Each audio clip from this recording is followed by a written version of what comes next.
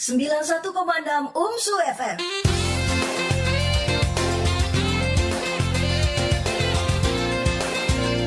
Assalamualaikum warahmatullahi wabarakatuh. Hey teman-teman muda semua dimanapun kamu berada ya. Balik lagi nih sama aku pastinya Alvin Beo dalam program Safari Ramadan Kumpulan Ramadan Penuh Makna. Dan kali ini pastinya tema kita kali ini yaitu adalah tentang pengoptimalan harta menyambut Syawal. Dan pastinya ini kita udah kedatangan narasumber yang luar biasa pastinya ini. Siapa lagi kalau bukan Bapak Syahrul Amsari SE MSI, yang mana beliau merupakan selaku sekretaris Prodi Manajemen Bisnis Syariah Fakultas Agama Islam Universitas Muhammadiyah Sumatera Utara dan juga Ketua Lazismu Sumatera Utara. Kita sambut terlebih dahulu. Assalamualaikum warahmatullahi wabarakatuh, Ustaz. Waalaikumsalam warahmatullahi wabarakatuh. Sehat, Ustaz? Alhamdulillahirabbil alamin. Masya Allah, Ustaz. Ya. Dan juga nih Ustaz, kita hari ini pembahasan kita tentang pengoptimalan harta untuk menyambut Syawal ya, Ustaz ya. Iya, jadi kita langsung aja Ustaz ke pertanyaannya. Jadi Ustaz,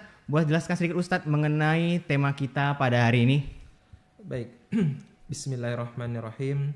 Assalamualaikum warahmatullahi wabarakatuh.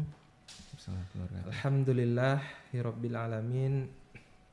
Puji dan syukur kita senantiasa kita panjatkan kehadirat Allah Subhanahu wa taala, yang mana pada pagi hari ini kita senantiasa masih diberikan nikmat sehingga kita dapat bertemu melalui M-Radio. Teman anak muda yang dirahmati Allah. Kemudian selawat serta salam selalu kita mohonkan kepada Allah Subhanahu wa taala. Semoga kiranya disampaikan kepada Nabi kita Muhammad Rasulullah sallallahu alaihi wasallam. Ya, terkait dengan tema kita pada kali ini, tentu ya sesungguhnya kehidupan kita di dunia ini ya bersifat sementara, begitu. Masya Allah, Ustaz. Kampung yang kekal adalah kampung akhirat, dan semua umat manusia yang terlahir di muka bumi ini ya benar, pasti akan mengalami yang namanya kematian. Iya, benar, Masya Allah. Di dalam Al-Quran Allah Subhanahu wa taala berfirman, kullu nafsin za'iqatul maut, kan begitu. Setiap yang bernyawa pasti akan merasakan mati. Nah, bahkan di dalam surah Al-An'am Allah Subhanahu wa taala mengingatkan kita bahwa kehidupan dunia ini hanyalah sebuah permainan, ya. Permainan dan senda gurau. Maka kita diharapkan bagaimana dalam sebuah permainan itu kan pasti ada namanya aturan ya. Benar, ada aturan yang kemudian aturan itu sebenarnya untuk menjadikan kita sebagai seorang yang baik, kemudian menjadi seorang yang taat. Contoh seperti halnya kita di Ramadan ini kan. Ya, Ustaz, benar, Ustaz. Di bulan Ramadan ini kita telah diberikan banyak pelajaran sebenarnya. Dari mulai pagi kita bangun untuk melaksanakan sahur, ya, kemudian sholat, tadarus dan lain sebagainya. Ini kan sebenarnya aturan yang sudah Allah berikan kepada kita. Benar, Ustaz. Ya. Aturan bagaimana dimulainya puasa, kemudian berbuka puasa, ya. Nah, begitupun dengan harta yang kita miliki kan begitu. Benar, Ustaz. Jadi Islam ini agama yang sempurna, segala aspek kehidupan, bahkan dari mulai bangun tidur sampai dengan tidur kembali, semua sudah diatur. Benar, Nah, konon juga dengan harta yang kita miliki ya merupakan titipan daripada Allah Subhanahu wa taala.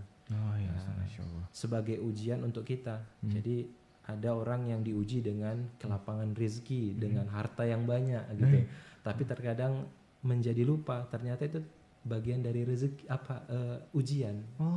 Tidak hanya sekedar nikmat tapi ujian. Bagaimana kita bahwa di sebagian harta kita itu kan ada ya sebagian milik orang lain, nah begitu. Makanya ada istilahnya itu 2,5% milik orang yang membutuhkan.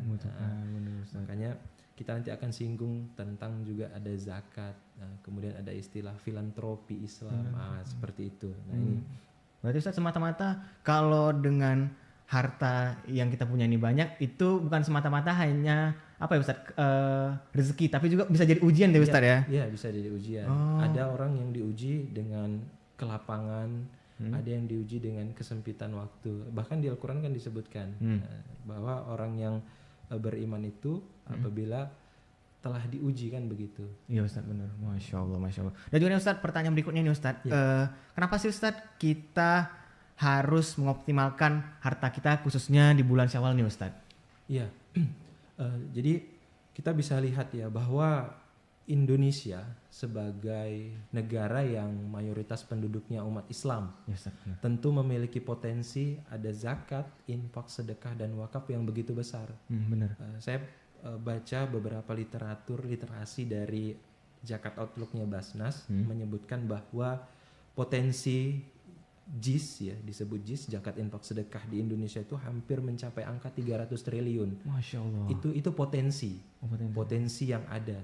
Nah, sampai dengan hari ini itu yang baru terserap masih 3,5% atau sekitar 8 triliun untuk cangkapan nasional. Dari mana terserap itu? Dari beberapa lembaga zakat yang ada di Indonesia. Salah satunya kita di Muhammadiyah itu ada Lajismu, Lembaga Amil Zakat Infak Sedekah Muhammadiyah. Kemudian ada kalau di Nahdlatul Ulama itu Lajisnu. Ya Ustadz, ya benar. Kemudian ada mungkin pernah dengar Rumah Zakat, ada Dompet Duafa. Nah, ini beberapa lembaga zakat yang kemudian mampu menyerap dari tadi yang disebutkan adalah potensi. Baru 3,5%, baru sedikit sebenarnya. Nah, kenapa? Ya, yang pertama memang banyak faktor yang kemudian potensi yang ada belum terserap secara maksimal. Ya Ustadz, benar. Ya, salah satunya memang literasi terkait dengan pemahaman ya masyarakat betapa pentingnya mendistribusikan atau membayarkan zakatnya, infak dan sedekahnya melalui lembaga. Walaupun memang boleh secara langsung, tapi harus lebih optimal. Maka saya teringat Ali bin Abi Thalib itu pernah berkata, ya, kebaikan yang tidak terorganisir itu mampu dikalahkan oleh kejahatan yang terorganisir. Makanya lembaga zakat ini hadirkan untuk mengorganisir kebaikan-kebaikan para dermawan, kan begitu. Banyak dermawan-dermawan itu yang sifatnya individual untuk salurkan langsung. Mereka ingin berinteraksi dengan mustahik, ya boleh-boleh saja. Tapi alangkah lebih baik jika dikelola melalui lembaga yang profesional. Artinya apa? Kebermanfaatan itu tidak hanya secara charity atau sekali saja, tapi bisa berkesinambungan. Makanya lembaga-lembaga filantropi seperti Lajis Muhammadiyah ada namanya program UMKM. Oke, Ustaz. Nah, dari mana program UMKM itu? Dari zakat produktif yang kemudian disalurkan kepada mustahik yang memang punya semangat untuk berwirausaha. Nah, seperti itu. Nah, itu makanya bagaimana untuk mengoptimalkan di bulan Syawal nanti ya. Ini kan kita selama Ramadan sudah diajarkan bagaimana kita bersedekah, ya, berinfak dan lain sebagainya. Tentu semangat ini harus kita bawa sampai dengan di bulan Syawal, ya kan begitu. Oh iya, benar, ini kan bulan pelatihan kan begitu. Iya, benar Ustaz. Karena kita bisa lihat, kalau saya kemarin pernah baca itu ada tulisan salah satu dosen UMSU, Ramadan juga merupakan bulan filantropi. Ini menarik sekali sebenarnya filantropi, karena hari ini filantropi itu menjadi satu gerakan yang kemudian mulai digaungkan di Indonesia.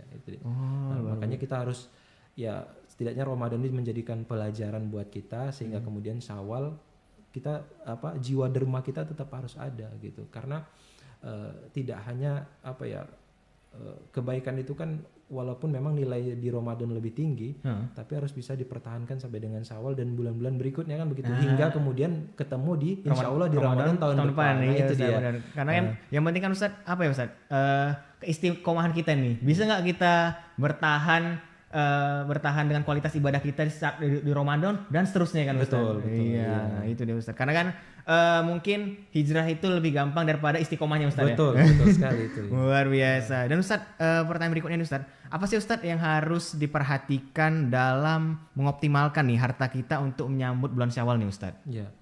Nah, tentu semua aspek dalam kehidupan ini ya telah diatur tadi saya sebutkan oleh Islam ya, termasuk dalam hal pemanfaatan harta yang dimiliki ya, agar mendapat keberkahan dari Allah Subhanahu wa taala. Nah, inilah yang biasa kita kenal dengan istilah filantropi Islam. Nah, ini kata-kata filantropi mungkin sebagian orang masih baru mendengarnya ya. Nah, itu gimana tuh, filantropi Islam.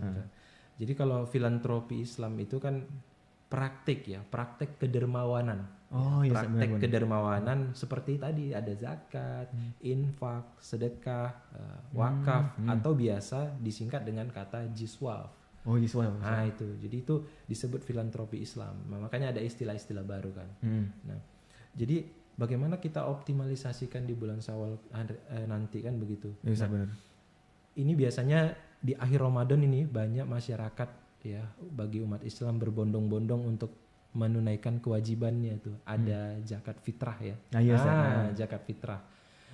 Tentu kalau zakat fitrah beberapa ulama kan menyebutkan tidak harus dibayarkan saat malam takbiran ya di akhir Ramadan, tapi di awal juga kan boleh. Di awal boleh Ustaz ya, benar. Cuma kan budaya kita kebanyakan ini akhir-akhir Ustaz. Akhir-akhir. Misalnya kayak kadang pun mau Ustaz H-1 lebaran di situ baru apa. Kan maksudnya kan kayak mana yang lain mau belanja gitu pada H-1 kan Ustaz. Makanya alangkah baik kan Ustaz jauh-jauh hari enggak apa-apa ya Ustaz ya. Iya, makanya kita lihat mungkin kadang sampai panitia zakat fitrah itu kebingungan untuk mendistribusikannya karena menumpuk di malam itu juga.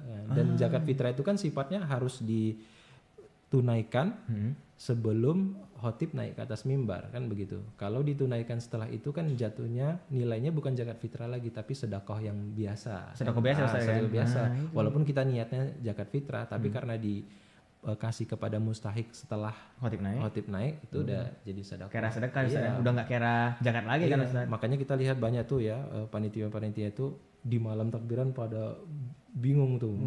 Situlah sibuk-sibuknya panitia itu Ustaz ya. Iya kan makanya harusnya kan dari awal Ramadan sudah bisa ditunaikan zakat fitrah. Jadi tidak menumpuk, bisa didistribusikan dengan baik kan. Nah itu harapan. Makanya hadirnya lembaga zakat ini kan begini pengoptimalannya. Di lembaga zakat biasanya itu sudah ada namanya database mustahik ya. Mustahik ini kan orang-orang yang berhak menerima zakat. Iya Ustaz. Dia ada 8 asnaf kan seperti itu. Nah kalau di Muhammadiyah itu 8 asnaf kemudian dikembangkan lagi. Ada 17 rekomendasi hasil muktamar Muhammadiyah. Oh iya Ustaz. Nah makanya dari database itulah kemudian lembaga zakat lebih mudah untuk mendistribusikannya. Siapa yang mau kita kasih nih? Nah karena sudah ada gitu, karena setiap hari kan memang pekerjaannya mendistribusikan zakat. Nah itu makanya bisa lebih optimal kalau kita membayarkan zakat, baik zakat fitrah, zakat harta dan lain sebagainya melalui lembaga zakat tadi. Sebenarnya pun Ustaz karena ada kehadirannya lembaga zakat ini kan Ustaz lebih memudahkan kita nih Ustaz untuk mengoptimalkan harta kita dan juga kita ini lebih apa ya Ustaz? Kalau dengan lembaga zakat kan Ustaz lebih terorganisir kan Ustaz? Betul, terorganisir. Nah itu sebenarnya Ustaz ini suatu kemudahan ya Ustaz ya, suatu inovasi lah kita bilang. Kemudian kita kan memberikan kemudahan pelayanan. Jadi bagaimana masyarakat itu ya didapatkan pelayanan saat mereka datang ke bank, mereka juga mendapatkan pelayanan datang ke lembaga zakat. Nah itu ya Ustaz, benar. Karena kan ini menjaga amanah masyarakat. Walaupun memang tidak semua itu menyalurkan zakat infak sedekahnya melalui lembaga, masih ada juga yang secara individu. Nah itu. Tapi ya diharapkan memang ya agar lebih optimal gitu kan. Ya monggo bagi yang mau langsung menyerahkan silahkan, mau melalui lembaga zakat silahkan. Karena melalui lembaga zakat juga bisa kita niatkan atau kita akadkan ini untuk contoh ke Palestina ya gitu. Pengelola zakat ya tetap harus menunaikan ke sana atau ini untuk ke panti asuhan ya, silakan gitu. Jadi kan bisa lebih terorganisir sebenarnya. Kemudian secara data penghimpunan kan juga menjadi catatan bahwasanya lembaga zakat itu mampu menghimpun sekian karena tadi terakomodir dengan baik. Seperti itu dia. Benar-benar. Sehingga kemudian ya kebiasaan yang itu bisa kita maksimalkan ya, saat di bulan Syawal nanti begitu. Benar-benar Ustaz. Dan juga nih Ustaz, kan tadi kita udah bahas nih soal pengoptimalan harta seperti zakat, bersedekah dan sebagainya Ustaz. Dan juga Ustaz kalau ngomong soal harta nih Ustaz, apa benar ya Ustaz harta yang diperoleh dari hasil yang enggak baik itu bisa dibersihkan nggak sih Ustaz? Nah ini yang banyak pendapat para ulama ya yang berbeda-beda. Ini kan pandangan fikih sebenarnya kan. Kalau kita lihat sebenarnya ya diharapkan itu yang dizakatkan dari harta yang memang betul-betul murni ya, betul-betul dari hasil yang baik gitu. Ya kan kalau kita ada mungkin pernah dengar halalan thayyibah ya, halal kemudian baik gitu. Mungkin ada yang memang wujudnya itu baik tapi tidak halal Kemudian ada memang barangnya halal, tapi memperoleh yang tidak baik. Contoh gampangnya, kalau yang halal kemudian tidak menjadi baik, kita minum air itu kan halal, tapi minumnya 1 galon, kan nggak baik kan? Iya Ustaz. Kekenyangan Ustaz. Kekenyangan. Nah, kemudian kalau kita makan umpamanya makan bakwan atau gorengan, kita bilangnya makan 2 bilangnya 1, Nah, iya, kan bawaannya halal, tapi memperolehnya kan dan cara yang nggak benar. Nah itu begitu juga harta kan Iya, begitu. iya benar Ustaz. Masa yang mau dizakati dari sumber yang nggak baik kan, nah itu juga nggak baik. Apa istilahnya untuk membersihkan harta yang dimaksudkan bukan dari hasil yang tidak baik. Jadi membersihkan itu kan disebutkan kita nih mendapatkan penghasilan berapa, setelah dihitung ada istilah hisapnya berapa, haulnya berapa. Nah, makanya kalau zakat hisap dan haul itu contoh kita nih punya tabungan nih kan, tabungan, pahamnya Mas Alvin Pak. Mas Alvin punya tabungan ini nilainya setara dengan 85 gram emas. Iya Ustaz. Nah itu sudah wajib kemudian disimpan selama 1 tahun. Nah itu sudah wajib kena zakatnya Mas. Nggak boleh kita simpan lama-lama itu uang. Nah, berapa? 2,5%. Harus keluarkan Ustaz ya? 2,5%-nya. Makanya kan dalam Islam itu sebenarnya istilah menabung itu tidak digelorakan, tapi istilah apa? Bersedekah. Ya benar. Saya baca itu Islam itu nggak pernah menganjurkan umatnya menabung, tapi bersedekah. Nah, karena uang itu harus berputar. Ya Ustaz. Harus berputar. Nah, karena kalau disimpan tidak bermanfaat, nggak berputar ya Ustaz. Nggak berputar. Justru yang kaya kan semakin kaya kan begitu kalau disimpan terus. Iya. Nah, orang yang membutuhkan padahal ada 2,5% punya mereka. Karena disimpan tidak dikeluarkan, ya gimana yang kekurangan mau dapat kan begitu. Makanya dalam Islam ada istilahnya hisapnya, ada jumlahnya lebih dari 85 gram emas. Kalau sekarang itu kan 1 gram emas antam ya, 1.200.000. Jadi kalau 85 gram ya mungkin 86 juta rupiah lah. Nah, jadi kalau kita punya tabungan 100 juta, kita simpan selama setahun, itu udah kena itu wajib zakatnya. Iya. Jadi jangan kita senang nih punya uang banyak disimpan aja lah gitu kan. Justru harus ada semakin lama semakin kena. Nah itu dia. Itu yang perlu makanya sekarang itu kita sebagai pengelola atau lembaga-lembaga zakat banyak PR-nya itu. Bagaimana sebenarnya literasi ya zakat-zakat itu. Tadi kalau saya sebutkan potensi itu bukan hanya zakat fitrah aja. Ada zakat pertanian, ada zakat peternakan. Itu dalam bukunya Yusuf Qaradawi itu disebutkan banyak sekali itu. Bahkan zakat barang temuan itu juga ada. Zakat tambang dan lain sebagainya. Nah, itu tebal sekali itu bukunya Yusuf Qaradawi itu. Menjelaskan banyak potensi zakat bagi umat Islam itu. Nah itulah sebenarnya kalau bisa diserap oleh lembaga zakat yang kemudian bisa dimaksimalkan untuk memberdayakan masyarakat yang kurang mampu gitu. Kalau di lembaga zakat kan itu disebut amil ya, petugasnya amil. Amil itu juga di Al-Quran ada disebutkan. Jadi profesi yang ada disebutkan dalam Al-Quran itu amil. Amil ya Ustaz. Amil. Masya Allah. Atau bahaya 60. Nah itu kan 8 asnaf. Salah satunya amil. Amil itu adalah pengelola zakat. Ya, diberikan zakat berdasarkan pekerjaannya sebagai amil zakat. Ada bagiannya. Makanya istilahnya maisahnya amil itu ya dari penghimpunan zakat mereka gitu. Kalau umpamanya kita pekerjaan PNS kan nggak ada tuh disebutkan kan gitu. Tapi yang ada tadi amil jelas atau nah seperti itu dia. Luar biasa. Makanya amil itu ya kalau saya sebutkan, saya pernah nulis itu amil juga disebut jembatan. Nah, jembatan antara orang kaya dengan orang miskin kita sebutlah gitu. Jadi perantara antara mujaki dan mustahik, di tengah-tengahnya ada amil. Nah itulah yang mengelola setiap hari. Nah seperti itu dia. Luar biasa. Dan juga Ustaz kan pekerjaan sebagai pengelola zakat Ustaz ibaratnya amanah yang cukup berat ya Ustaz ya. Karena ini kan yang kita kelola ini kan bukan uang pribadi, tapi uang umat nih Ustaz. Karena kan kalau uang umat ini Ustaz sensitif ya Ustaz ya. Sensitif sekali. Karena itu tanggung jawabnya langsung pada Allah langsung. Selip sedikit, wah itu kan udah fatal kali Ustaz.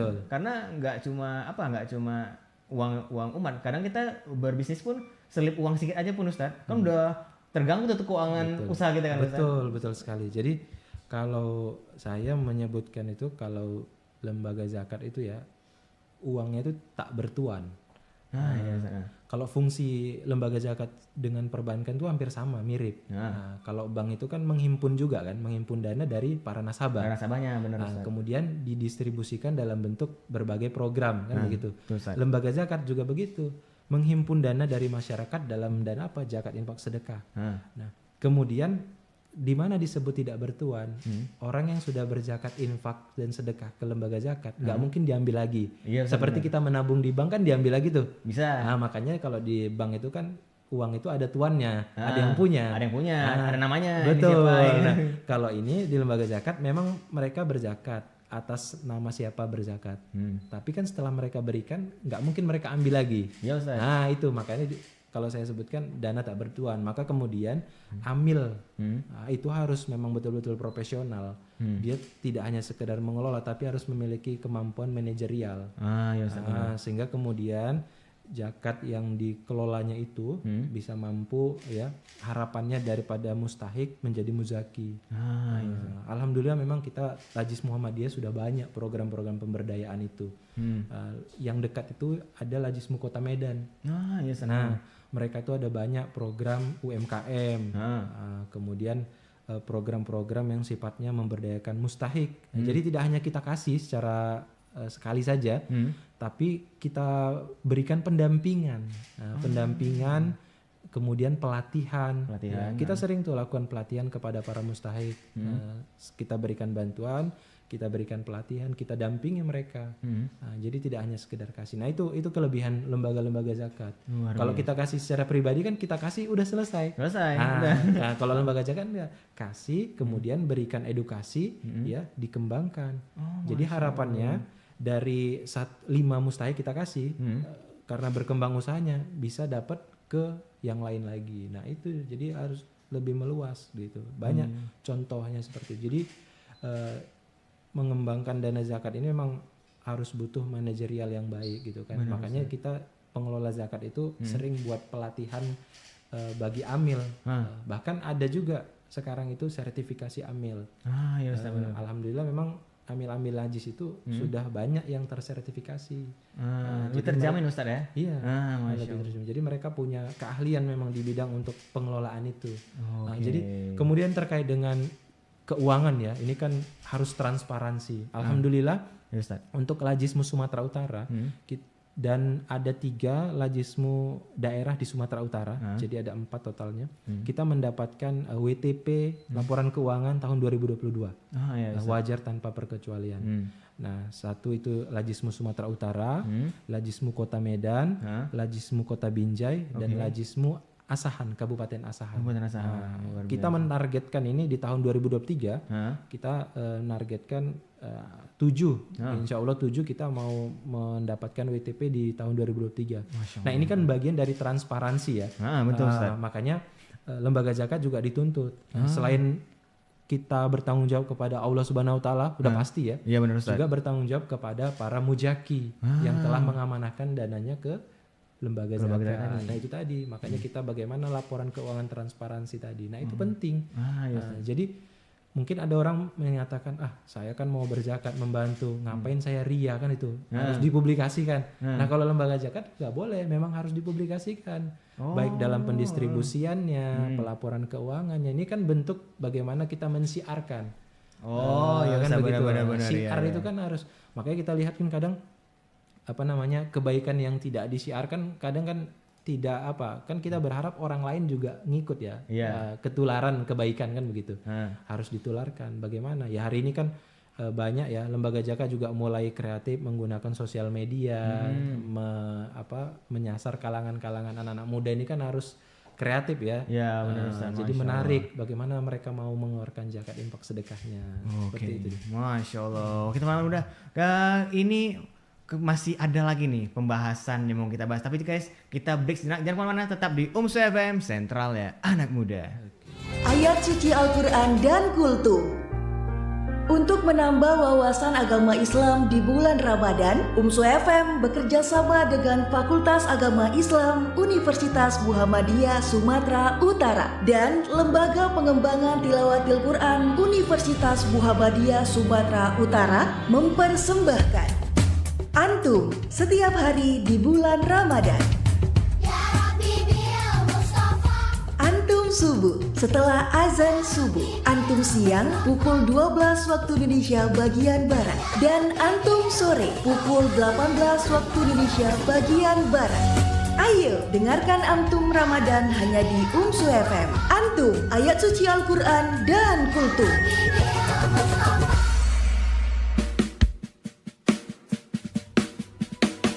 Drama Musikal Radio di UMSU FM. Untuk menambah keceriaan dan semangat dalam menjalankan ibadah puasa di bulan Ramadan, dengarkan drama musikal radio setiap hari di bulan Ramadan pukul 16 waktu Indonesia bagian Barat. Drama musikal radio memberikan inspirasi, motivasi, dan wawasan. Drama musikal radio hanya di Ramadan Berkah bersama 91,6 UMSU FM Medan.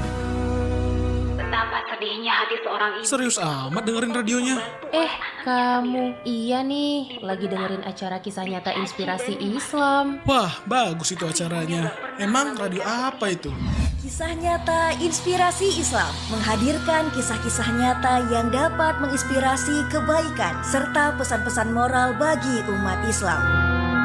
Kisah nyata inspirasi Islam setiap Senin sampai Sabtu pukul 13 sampai 14 waktu Indonesia bagian Barat di bulan Ramadan. Aku tak pernah berpikir untuk menikah lagi. Kamu kok jadi sedih? Iya nih, kisahnya sangat menyentuh. Luar biasa pesan-pesan kebaikannya. Semoga bisa menginspirasi ya. Kisah nyata inspirasi Islam hanya di 91,6 UMSU FM. Sahur, abang kakak, bapak ibu, kakek nenek, bangun, sahur yuk, sahur. Teman anak muda, gabung yuk di acara sahur yuk sahur. Kapan tuh acaranya? Seru nggak nih? Ya seru lah, apalagi Sabtu pagi, sahurnya live streaming loh di YouTube. Oh iya, nama channel YouTube-nya apaan? Cari aja UMSU FM Medan, pasti ada itu.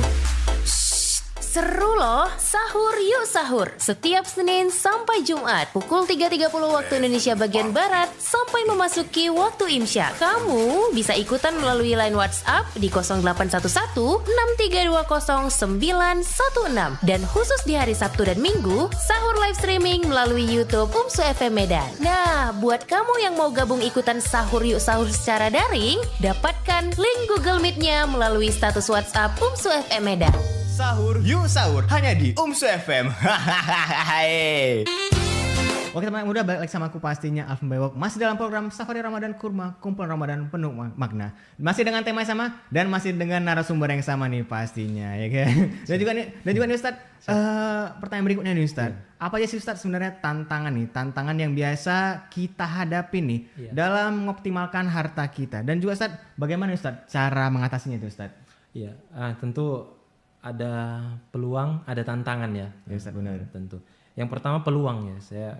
Peluang itu yang pertama, Indonesia sebagai masyarakat yang mayoritas umat muslim ini peluang besar bagaimana kita mengoptimalkan zakat, infak dan sedekah. Masya Allah. Nah, kemudian tantangannya apa? Tantangannya yang pertama begini Mas. Banyak masyarakat kita ya, umat Islam itu terkait dengan literasi ya. Kembali lagi pada literasi. Ya, apalagi sekarang sebenarnya kalau untuk kita baca di sosial media ya, banyak itu literasi tentang bagaimana kewajiban seorang muslim. Di kewajiban seorang muslim itu kan banyak sebenarnya terkait dengan filantropi itu bukannya sekedar zakat fitrahnya saja. Makanya potensi tadi tidak terserap dengan maksimal. Ini tantangan. Kenapa? Tadi literasinya belum sampai kepada kita semua lagi begitu.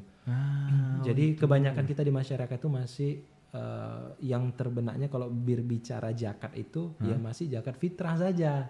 Zakat fitrah ini di Ramadan, di akhir Ramadan. Tapi zakat yang lain kadang-kadang, saya kan udah bayar zakat, gitu. Apa masa harus mengeluarkan lagi gitu? Ternyata ada zakat yang lain gitu yang harus dikeluarkan. Iya.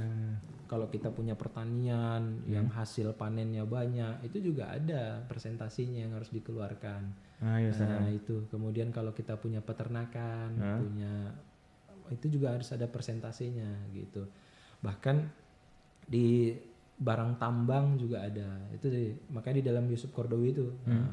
Makanya tantangan yang utama sebenarnya literasi. Bagaimana kita memberikan pemahaman kepada masyarakat ya, khususnya umat Islam ini. Kewajiban kita tidak hanya sekedar zakat fitrah saja. Gitu. Makanya kemudian pernah di masa sahabat Khalifah Umar bin Abdul Aziz. Itu gimana tuh, Ustaz? Nah, itu di zaman kepemimpinan beliau itu pengelolaan Baitul Mal itu berjalan dengan baik. Terbukti tidak ada lagi orang yang mau menerima zakat pada waktu itu. Bayangkan, orang nggak mau menerima zakat. Kenapa? Karena orang udah sejahtera hidupnya. Dari mana sejahteranya? Karena pengelolaan zakatnya itu bagus melalui lembaga yang awalnya mustahik karena dikelola dengan baik, dikasih modal usaha, mustahik itu jadi muzaki. Benar. Jadi karena udah jadi muzaki kan dia nggak mau lagi nerima. Nah itu di zaman Umar bin Abdul Aziz. Baitul Mal itu kalau sekarang itu ya lembaga zakat atau BMT ada Baitul Mal wat Tamwil kan begitu, pernah dengar ya. Iya, Ustaz, nah, itu. Nah, makanya kalau bisa seperti itu, ya kemiskinan di Indonesia bisa dituntaskan. Nah, persoalannya kan berat memang tantangannya selain daripada literasi, kemudian bagaimana umat Islam sendirilah ya dari hati ya. Ini kan persoalan hati juga ya, persoalan hati, persoalan keimanan begitu kan. Jadi seolah-olah kalau cerita zakat itu hubungan diriku dengan Allah kan begitu. Iya, Ustaz, tapi kalau kita bayar pajak taat semua kan gitu ya. Zakat ada yang lupa gitu. Kita tiap tahun lapor SPT. Iya, SPT tahunan, Ustaz. Iya, SPT tahunan. Apakah kita sudah lapor nih? Setidaknya kita tolong hitungkan dong, petugas amil, aku punya penghasilan sekian, ada lahan sekian, berapa zakat yang harus kukeluarkan. Itu kan laporan juga. Iya, Ustaz. Seperti SPT Sama kan gitu. tahunan juga, Ustaz. Tiap tahun dilaporkan berapa penghasilan kita punya gitu misalnya. Ya udah dihitunglah berapa sekian persen pajaknya gitu, Ustaz. Nah, itu. Tapi kan belum seperti itu. Makanya kemudian kita berharap ya, memang tantangan ini ke depan ya, bagaimana kemudian dari peluang tadi ya kami sebagai pengelola lembaga zakat, saya diamanahkan sebagai Ketua Lajis Sumatera Utara. Ya, Ustaz, ya kami terus bagaimana berupaya ya, setidaknya di masyarakat ya Ustaz, di Sumatera Utara ini pemahaman tentang literasi zakat itu mereka paham gitu. Kalau sudah paham, insya Allah akan datang sendiri, akan muncul kesadaran. Kita di Sumatera Utara ini kan lembaga zakat ya, untuk daerah kabupaten itu sudah ada 16 yang sudah berdiri. Iya, Ustaz. Dan insya Allah memang target kita akan memperluas lagi. Sumatera Utara kan termasuk provinsi yang luas ya. Nah, seperti itu. Masya Allah. Itu tantangan juga lah kita di lembaga zakat ya. Yang penting bagaimana cara kita bisa nih, Ustaz, menghadapi tantangan itu dan juga supaya bisa menjadikannya pelajaran dan jadi lebih baik juga pasti, Ustaz. Luar biasa. Ustaz, boleh nggak Ustaz berikan Ustaz closing statement mengenai tema kita pada hari ini, Ustaz, mengenai diskusi kita ini, Ustaz? Iya, baik. Teman anak muda dimanapun berada, tentu ada pun manfaat ya. Saya sebutnya filantropi Islam dalam pengembangan ekonomi umat. Ya. Yang pertama, ya, filantropi Islam sebagai alternatif dalam penanggulangan kemiskinan. Kemudian yang kedua, filantropi Islam sebagai penguatan UMKM mustahik. Kemudian yang ketiga, ya, filantropi Islam sebagai penguatan pendidikan. Nah, ini ada tiga poin penting bahwasanya filantropi Islam jika dimaksimalkan. Ya, tadi kalau kita apa itu filantropi kan pas pertanyaan. Filantropi itu adalah sifat kedermawanan seseorang, mengeluarkan zakat, infak dan sedekah. Jadi dari infak, zakat dan sedekah itu tadi yang pertama mampu ya menjadi alternatif ya, dalam penanggulangan kemiskinan. Alternatif. Kemudian yang kedua tadi penguatan UMKM mustahik melalui program-program UMKM-nya. Kemudian yang ketiga tadi penguatan pendidikan. Makanya lembaga zakat juga memberikan beasiswa kepada para mahasiswa atau anak sekolah yang kurang mampu dari dana zakat itu tadi. Ya, kalau kita lihat dalam 8 asnaf itu kan nggak ada beasiswa kan, nggak ada. Makanya kemana fakir dan miskin. Nah, makanya kan ada nih banyak anak-anak yang berprestasi, kemudian mereka kendala dari ekonomi. Nah itulah peran tadi lembaga zakat. Nah, jadi kan terakomodir dengan baik dan seperti itu dia. Itu. Luar biasa. Ustaz, sebelum Ustaz, Ya. Ustaz sudah mau memberikan ilmu-ilmunya dan sudah mau hadir di sini Ustaz. Siap. Pasti. Masya Allah. Oke Alhamdulillah. teman-teman muda, itulah tadi ya pembahasan kita tentang pengoptimalan harta menuju Syawal. Semoga kita semua bisa mengoptimalkan harta kita dengan baik juga pastinya, dan juga semoga Allah meningkatkan keimanan kita semua. Amin ya rabbal alamin. Dan jangan lupa nih teman muda, saksikan ya Safari Ramadan Kurma, kumpulan Ramadan penuh makna setiap hari Jumat pukul 9 sampai dengan 10 waktu Indonesia Barat, hanya di 91,6 UMSU FM dan juga live YouTube-nya UMSU FM Ramadan. Untuk itu aku Alvin Bayo pamit dulu ya. Assalamualaikum warahmatullahi wabarakatuh. Waalaikumsalam warahmatullahi wabarakatuh. Misi tujuan Magister Pendidikan Agama Islam Universitas Muhammadiyah Sumatera Utara. Visi menjadi program studi Magister Agama Islam yang